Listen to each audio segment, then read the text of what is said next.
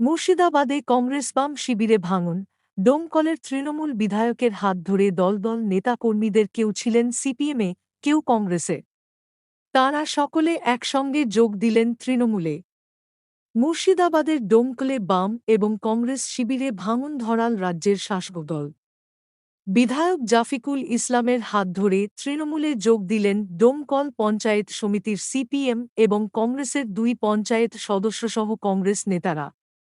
এবার মুর্শিদাবাদ লোকসভা থেকে সিপিএমের টিকিটে প্রার্থী হন দলের রাজ্য সম্পাদক মোহাম্মদ সেলিম।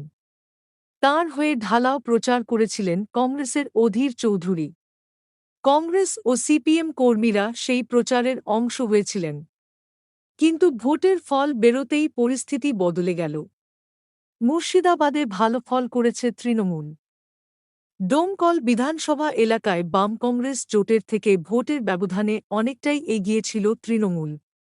ডোমকল পঞ্চায়েত সমিতির ভোটে সিপিএমের প্রতীকে জয়ী হয়েছিলেন শরীফুল ইসলাম।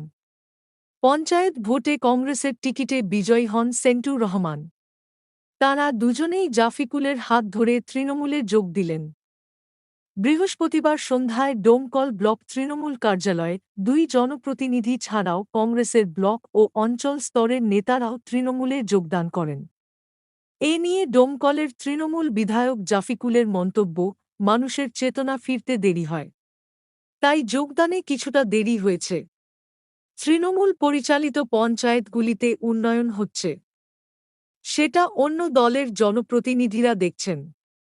সেই উন্নয়নযজ্ঞে যোগদান করতেই তাঁরা তৃণমূলের ছাতার তলায় এলেন। যোগদানকারীদেরও দাবি, উন্নয়নের কাজ করতেই তাঁদের দলত্যাগ। যদিও ডোমকলের ব্লক কংগ্রেসের সভাপতি তহিদুল ইসলামের কটাক্ষ, মানুষের নয়, নিজেদের উন্নয়ন করতেই এই যোগদান।